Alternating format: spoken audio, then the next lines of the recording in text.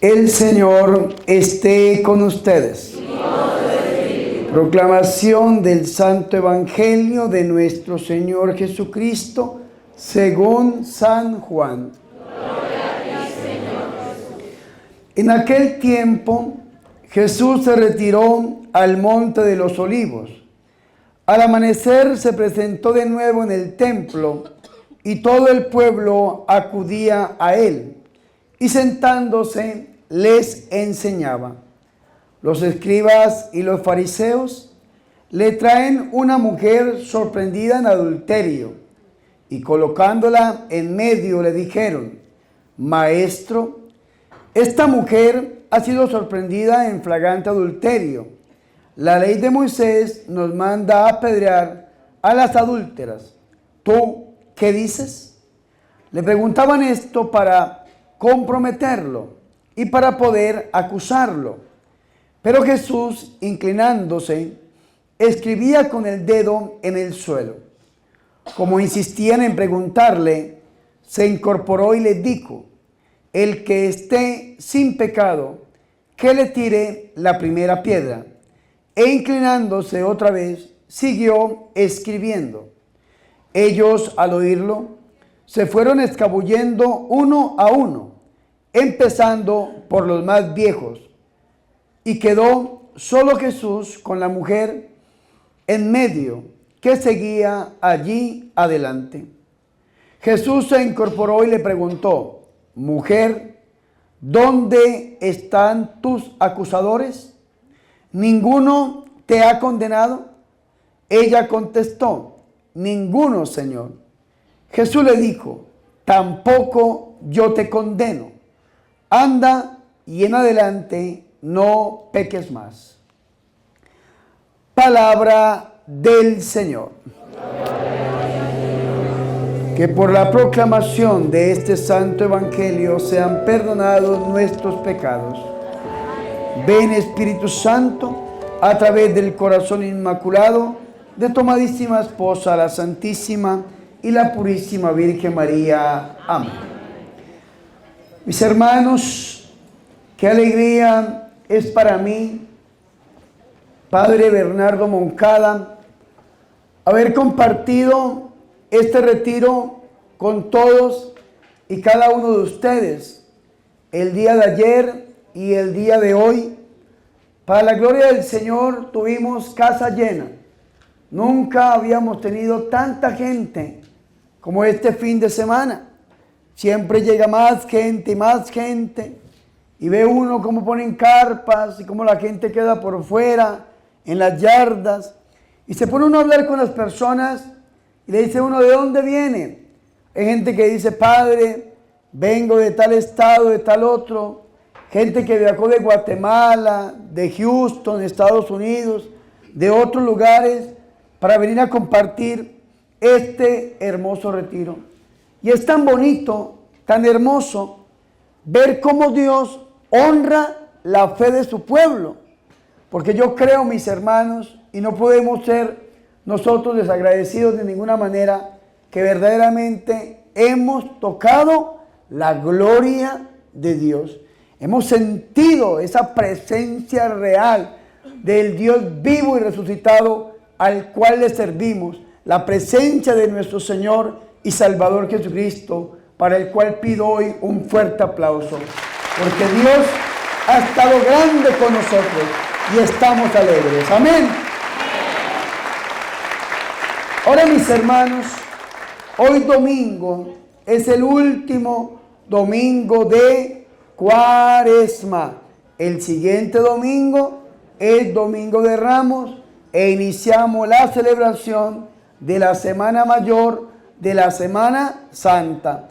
Aunque sabemos por la liturgia que la Cuaresma se acaba el Jueves Santo en la mañana, porque el Jueves Santo en la tarde iniciamos la celebración del misterio pascual de Cristo, pasión, muerte y resurrección, que dice la liturgia es el culmen del año litúrgico.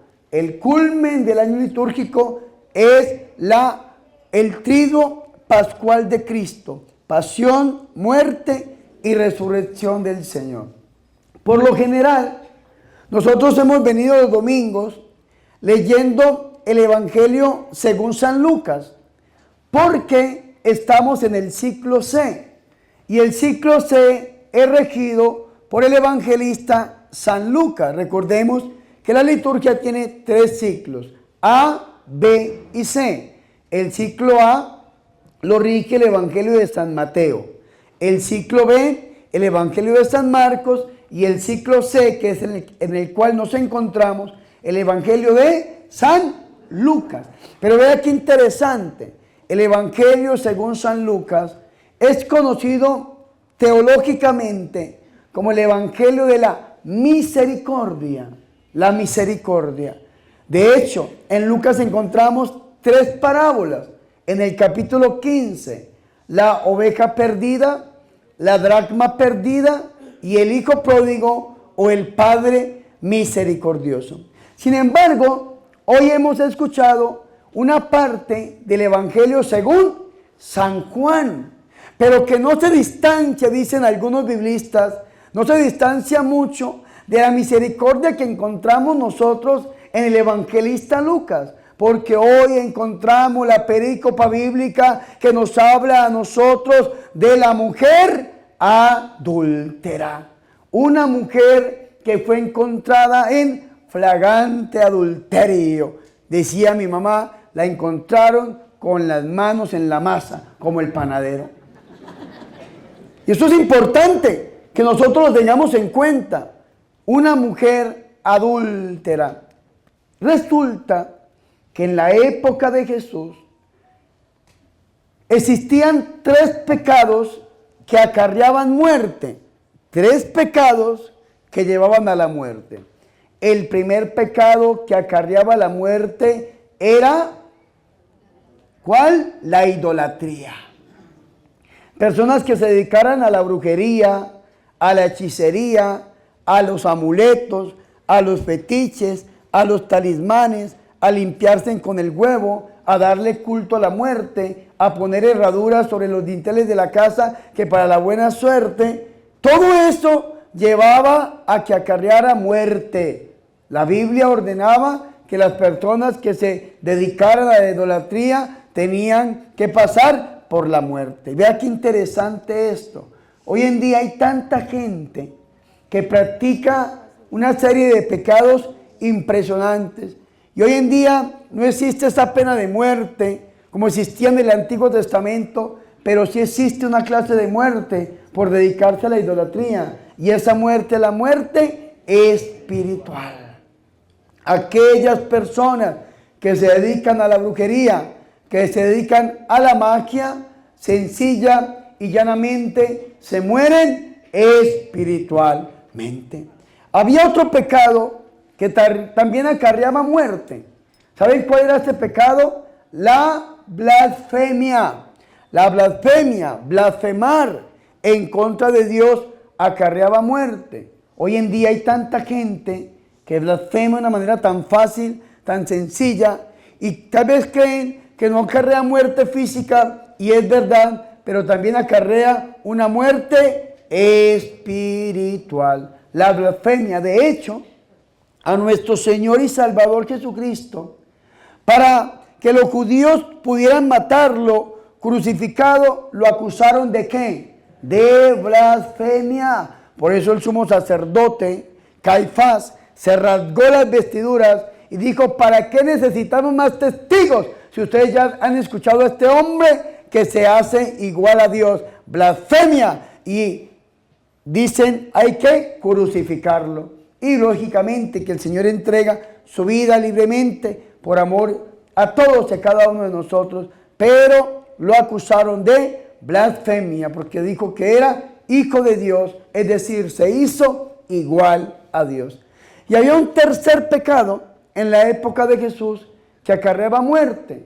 Y este pecado es el adulterio, como lo escuchamos nosotros hoy. Solamente que vea la hipocresía de los fariseos, de los escribas, porque dice Levítico en el capítulo 20, versículo 10. Si un hombre comete adulterio con la mujer de su prójimo, serán castigados con la muerte, el adúltero y la adúltera. Palabra de Dios. Es decir, los dos eran castigados con la muerte. ¿Qué es el adulterio? El adulterio es usted tener una relación sexual con una persona que sea diferente a su esposa o a su esposo, o una persona que esté casada con otro hombre o con otra mujer. Eso es el adulterio. Cuando la persona no está casada y se comete un pecado sexual, se llama la fornicación. Pero cuando la persona ha contraído matrimonio y tiene una relación sexual con una persona diferente a su esposo o a su esposa, se conoce como adulterio. ¿Y cuál es el problema del adulterio? Que no solamente es un pecado sexual, un pecado intrínsecamente malo, sino que el adulterio acarrea otra clase de consecuencias. Vea, el adulterio trae muerte, ya no muerte física como lo veíamos nosotros en el Evangelio, pero sí trae una clase de muerte espiritual. El adulterio trae muerte. ¿Sabe por qué? Porque mata a una familia. Mata a una familia. Una familia bien constituida que se han presentado delante del altar y se han jurado amor eterno hasta que la muerte los separe. Y entonces llega una persona X o Y, entra en esta relación y lo que hace es matar la familia. El adulterio no solamente acarrea muerte, sino que trae ruina. Una persona que caiga en adulterio, una persona que viva en adulterio, es una persona que siempre va a vivir en escasez. Y no solamente escasez, escúcheme muy bien, porque le falte el dinero o los bienes materiales X o Y, sino porque tiene que vivir una doble vida. Y entonces tiene que tener su esposa, su esposo y estar sosteniendo X o Y persona. Y eso es terrible. El adulterio no solamente trae muerte, trae ruina, sino que el adulterio, mis hermanos, trae diferentes tipos de enfermedades humanas y espirituales. Por eso nosotros, ustedes, tienen que alejarse del adulterio lo más que puedan. Escúcheme muy bien.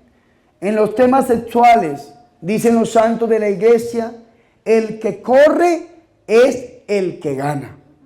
Se lo repito, en los temas sexuales, los santos de la iglesia dicen, el que corre es el que gana.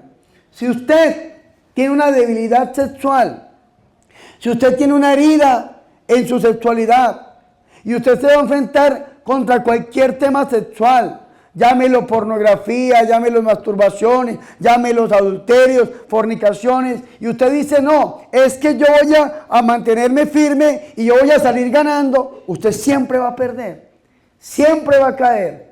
El que corre es el que gana. Ustedes se acuerdan que en el Antiguo Testamento existía un hombre llamado José, que fue vendido por sus hermanos hasta llegar a Egipto. ¿Se acuerdan de una mujer? Ah, no, ella no era él, el esposo era Putifar, ¿no? ¿Ustedes se acuerdan de una mujer que era, el esposo se llamaba Putifar, la mujer de Putifar, aunque el nombre parecía de ella, pero no, ella no era, ella ejercía. ¿Y qué hizo la mujer de Putifar? ¿Qué hizo? ¿Acosó a quién? A José. José, lógicamente, un hombre así bello como yo, y entonces la mujer lo vio y se enamoró y lo acosó sexualmente. ¿Y qué hizo José? ¿Qué hizo? Salió corriendo y la mujer le alcanzó a quitar la capa. ¿Se acuerdan o no? Porque el que huye es el que gana. El que se enfrenta siempre pierde. Siempre pierde. Siempre pierde. Y si usted le abre, así sea, una rendija al demonio, por ahí el diablo empieza a meterse. Lo mejor es salir corriendo, como lo hizo José. esta pobre mujer no corrió. Esta pobre mujer, tal vez por X o Y situación en su vida, había caído en una vida desordenada. Había caído esta mujer en adulterios frecuentes con diferentes personajes. Y vea qué interesante esto, porque hay un recorrido espiritual de esta adúltera que nosotros podemos seguir para alejarnos del pecado. Y en este recorrido espiritual, en esta vida de esta mujer adúltera, nosotros podemos descubrir algo que la Iglesia Católica, en la Renovación Católica Carismática, llama el Seminario de Vida en el Espíritu. Y encontramos todos los temas del Seminario de Vida en el Espíritu en este texto bíblico de la mujer adúltera. El primer tema que encontramos nosotros en el seminario, ¿cuál es? El amor de Dios. ¿Y de qué estaba predicando Jesús? Jesús, ¿de qué nos hablaba? ¿De qué nos predicaba? ¿A qué vino Jesús? A mostrar, a manifestar. ¿A quién? Al Padre. Y Dios es amor. Dice la Biblia que el Señor Jesucristo estaba enseñando en el templo. Estaba hablando del amor de Dios. Sin embargo, viene el segundo tema. ¿Cuál es el tema? Segundo, el pecado y sus consecuencias. Ahí, mientras el Señor estaba enseñando, llegan los enemigos de Jesús. En la Biblia encontramos nosotros 5 o 6 enemigos de Jesús. Vean, los primeros enemigos de Jesús, podemos decir, los herodianos. Los segundos enemigos, los saduceos. Los terceros eran los ancianos. Los cuartos, los fariseos, y los más arraigados eran los escribas. Los escribas eran como los teólogos de la época, los que estudiaban la Biblia, y los fariseos eran como los seminaristas, los que se dedicaban a cumplir lo que enseñaban los escribas. Los escribas estudiaban, enseñaban, los fariseos cumplían. Los dos peores enemigos de Jesús, escribas y fariseos, le llevaron a una mujer.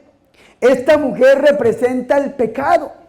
Esta mujer, dice la Biblia, que fue sorprendida en adulterio, pero ella no podía adulterar sola. Ella tenía que haber estado con un hombre, pero vea la hipocresía de los enemigos de Jesús que llevan a la mujer. El hombre, quién sabe quién sería. Sin embargo, a ese sí lo dejan por allá lejos y traen a la mujer y la botan en medio de nuestro Señor Jesucristo. Y como son estudiosos de la Biblia, le citan Levítico 20:10.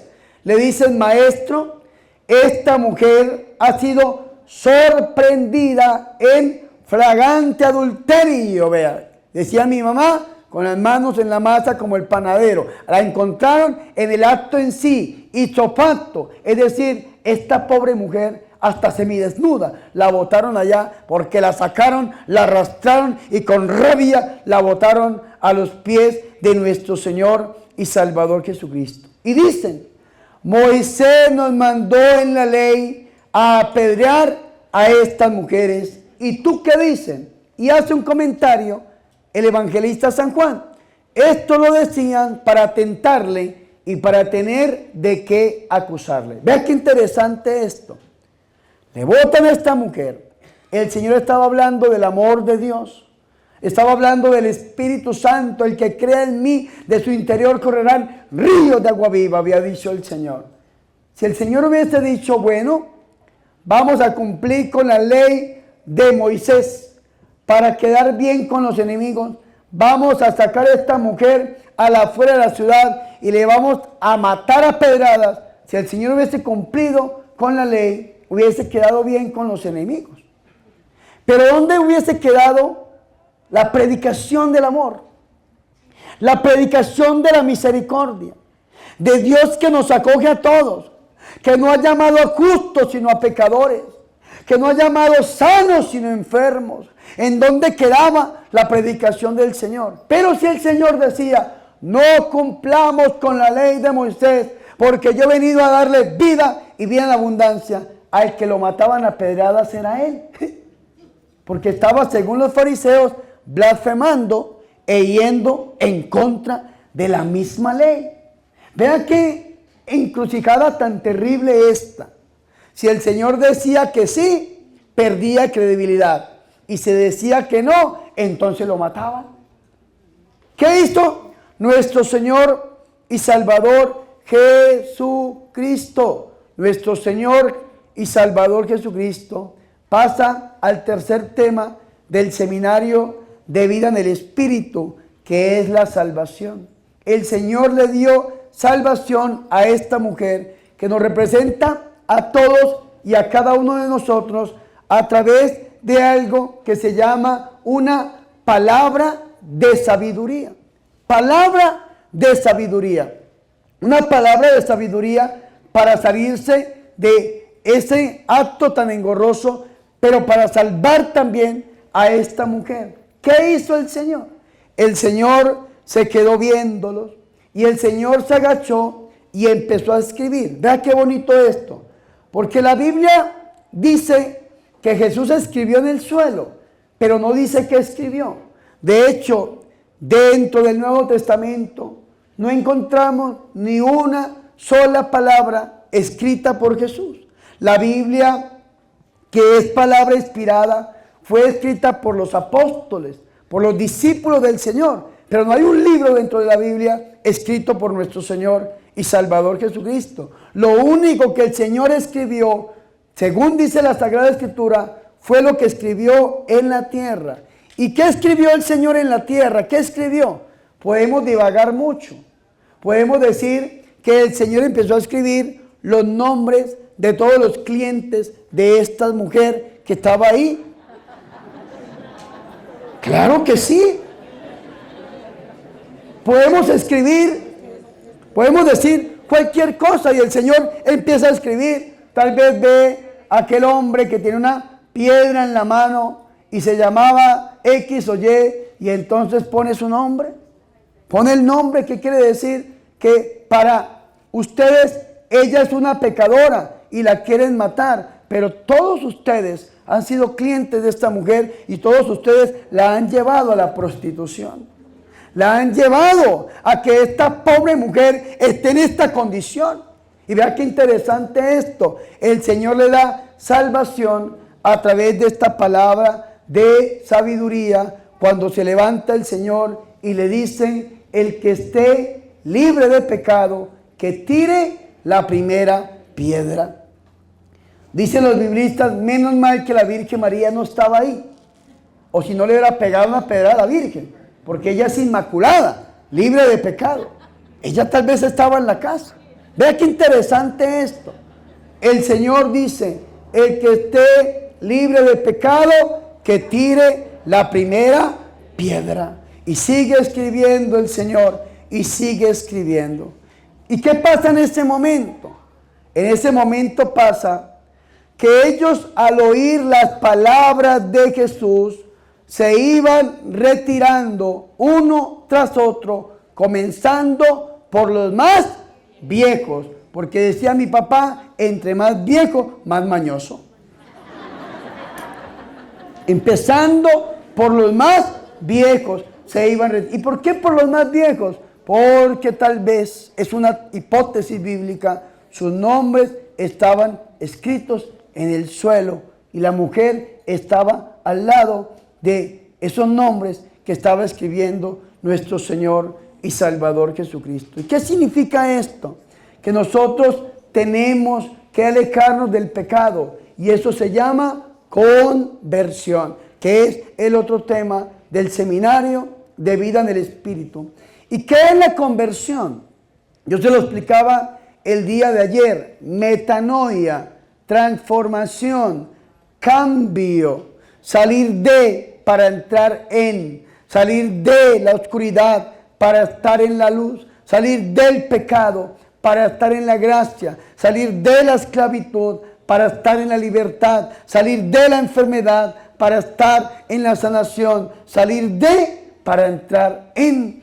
Y en ese momento es que empieza la conversión de esta mujer que está tirada ahí frente a nuestro Señor y Salvador Jesucristo. escúcheme muy bien, cuando usted entra en ese camino de conversión, todos aquellos que lo acusan, todos aquellos que lo quieren condenar, los pecados o las personas se tienen que ir, porque ya murió Jesús por ti para darte vida y vida en abundancia. Cuando usted entra en el camino de conversión, usted se encuentra personalmente y a solas con nuestro Señor Jesucristo, porque es su vida frente a nuestro Señor. Yo creo que a todos, o a la gran mayoría de los que estamos aquí, nos ha pasado eso. Entramos en el camino de conversión y ya es nuestra vida delante de nuestro Señor y Salvador Jesucristo.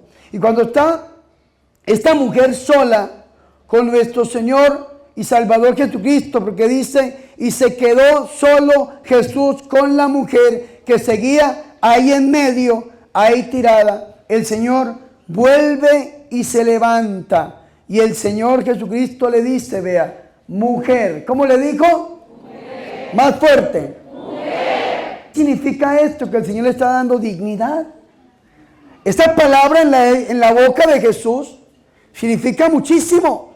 Así el Señor le llamaba a su madre, a la Virgen María. Al lado de la cruz, ¿qué le dijo? Mujer, he ahí a tu hijo. Hijo, he ahí a tu madre. Porque la hizo la nueva Eva en la cruz del Calvario.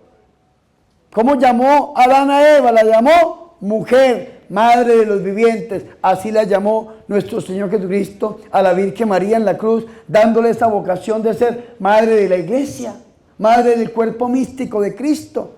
Pero vea qué bonito esto. En el caso de esta mujer, el Señor está devolviendo la dignidad que le había quitado el pecado. Así como el Padre misericordioso le devuelve la dignidad a su hijo pródigo cuando le puso un vestido blanco, así nuestro Señor Jesucristo le está devolviendo la dignidad a esta persona, llamándola mujer. Porque para la gente era una adúltera, para la gente era una prostituta, para la gente era una cualquiera, para la gente era una mujer que merecía la muerte, pero para nuestro Señor y Salvador Jesucristo es una mujer. Y el Señor le dice mujer y hace una pregunta. Y aquí entra lo que llamamos nosotros la vida nueva del Espíritu. La pregunta que el Señor le hace es, ¿dónde están? ¿Dónde están los que te condenan? Y ella responde, ¿dónde están? Nadie te ha condenado, le pregunta el Señor. Y vea que ella responde, nadie, Señor, nadie. Porque dice Romanos 8:1, si mi memoria no me falla. Dice, no hay condenación para los que están en Cristo Jesús. No vine a mentirles, a ver si mi memoria me falla. Vamos a leer Romanos 8:1. Por consiguiente, ninguna condenación pesa ya sobre los que están en Cristo Jesús. Palabra de Dios. Fuertes aplausos a la palabra de nuestro Señor. No hay condena. A ver, repítalo conmigo. No hay condenación. Para los que estamos en Cristo Jesús. Usted vea qué interesante esto. Cuando usted se convierte a nuestro Señor y Salvador Jesucristo, entra en ese camino de conversión, empieza una lucha, una pelea entre la carne y el espíritu. Una pelea que yo creo que todos aquellos que hemos entrado en este camino de conversión la hemos vivido. Usted viene a este retiro y todo el día alabando y bendiciendo, y yo les pido perdón a ustedes, y le pido perdón al músico, y le pido perdón a los organizadores, porque el 80-90% de mi retiro son solamente oración. Ustedes ven, esta es la primera predicación del día, y con eso estamos terminando. El resto es pura oración, oración y oración.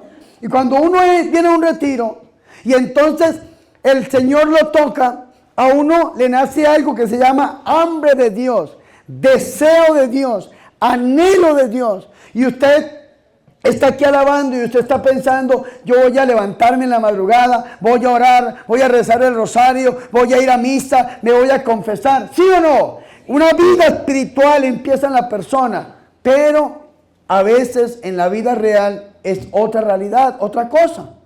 Porque usted llega a la casa y el primer día usted se levanta a las 5 de la mañana, se arrodilla, levanta sus manos y ora. Y al otro día ya suena la alarma a las 5 y usted, como todo buen mexicano, dice, hay otros 5 minuticos más. Y entonces empieza a quedarse ahí en la cama. Porque es una pelea entre la carne y el espíritu.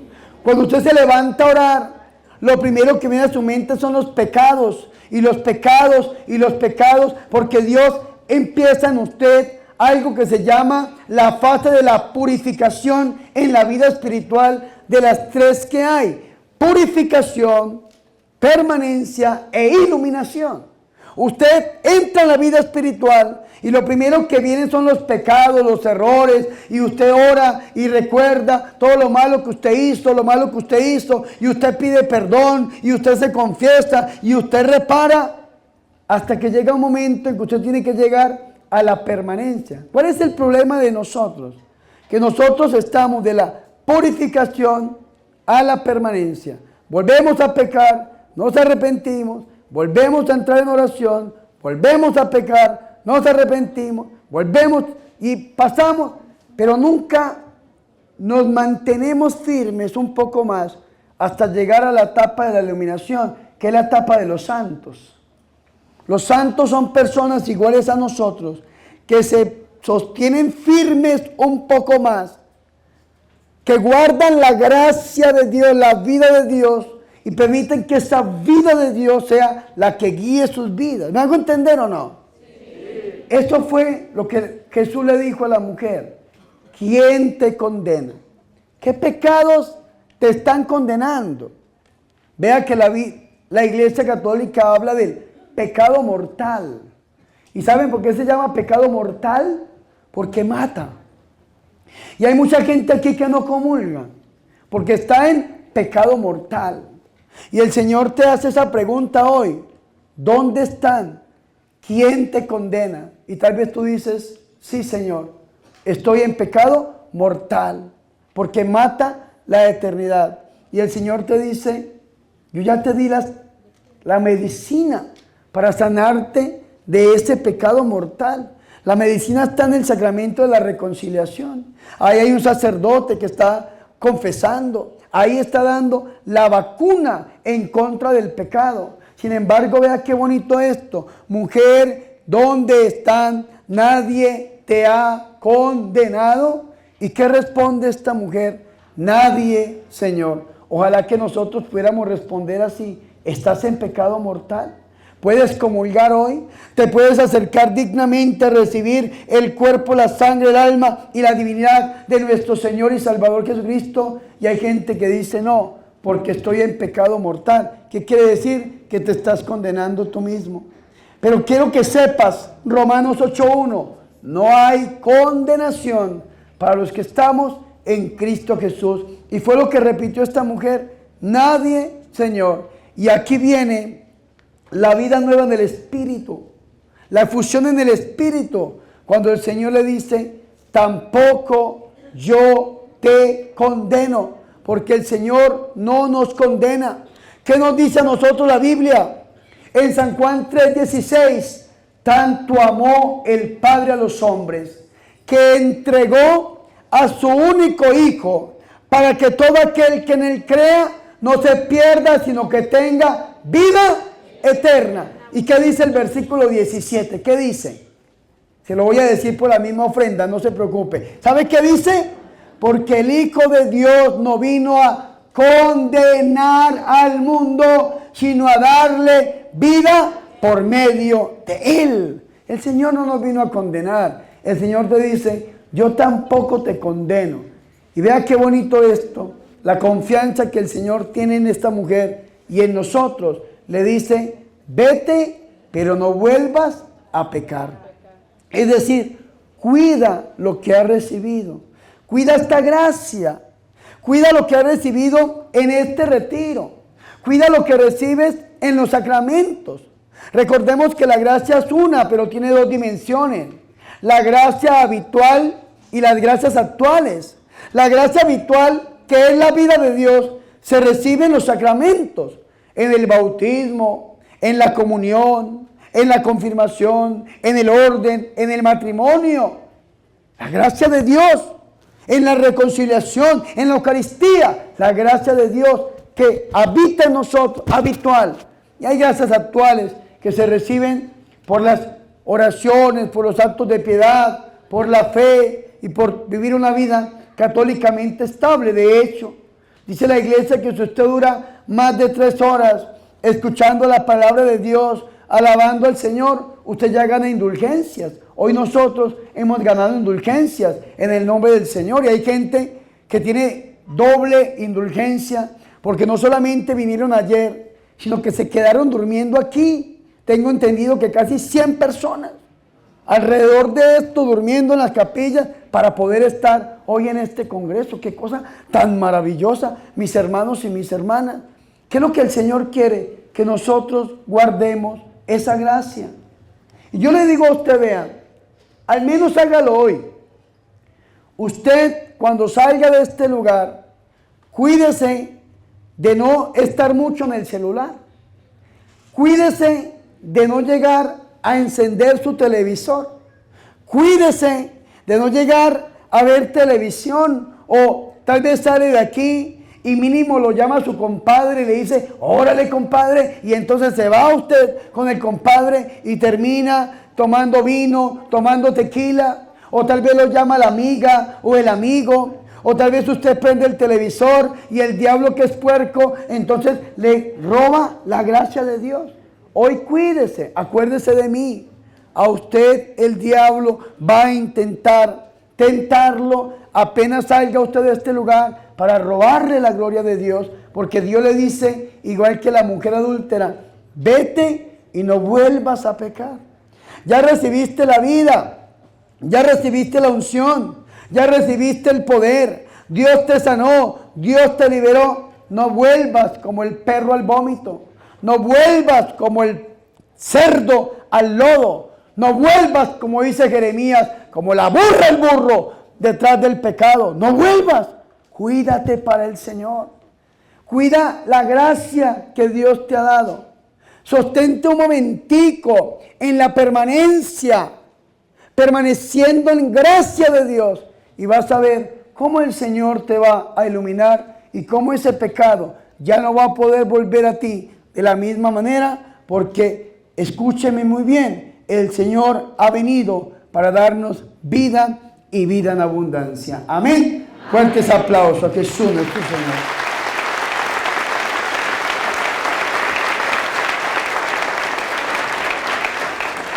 Ahora usted me dirá, Padre, deme un consejo para sostenerme un poco más.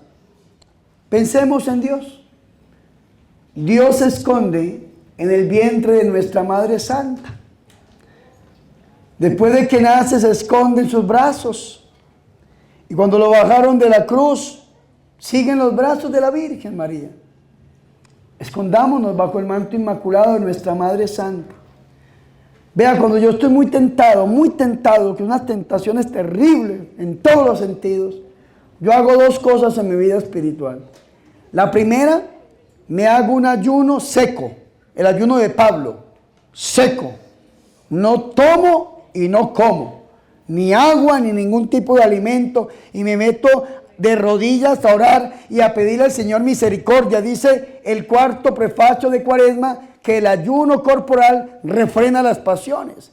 Y entonces cuando usted doblega esta carne y se sostiene en la gracia del Señor, después viene una paz, viene una calma, viene, como diría la canción, yo navegaré en el océano del Espíritu. Se siente usted un capitán verdaderamente de su barco, donde está usted navegando en el océano del Espíritu. Cuando viene aquí como ese sentimiento pecaminoso y ese deseo de caer en pecado, ayune 3 días seco.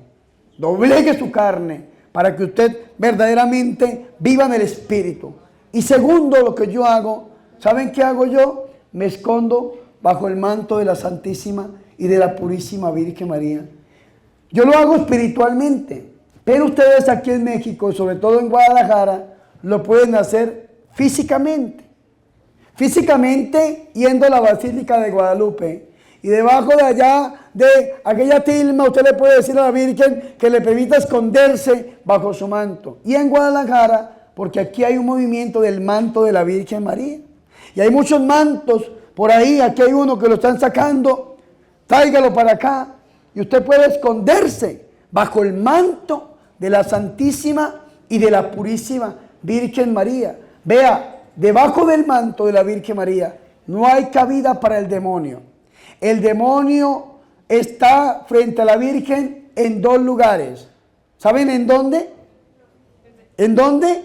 En los pies de nuestra Madre Santa, la Santísima Virgen María, en su pie derecho y en su pie izquierdo, porque solamente ahí tiene cabida esa bestia infernal, aplastado por el pie santo de mi Madre, la Santísima Virgen María. Amén.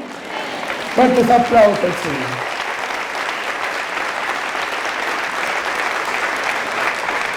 Escóndanse bajo el manto de la Virgen María, que allí el demonio no lo puede tocar.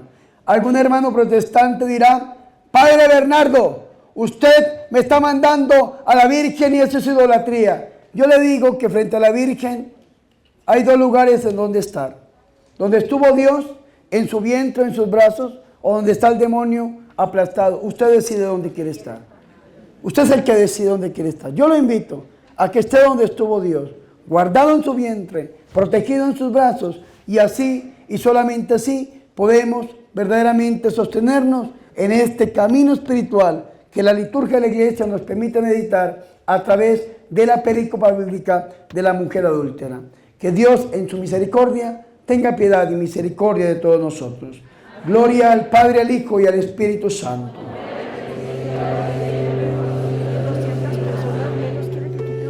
Gloria al Padre, al Hijo y al Espíritu Santo.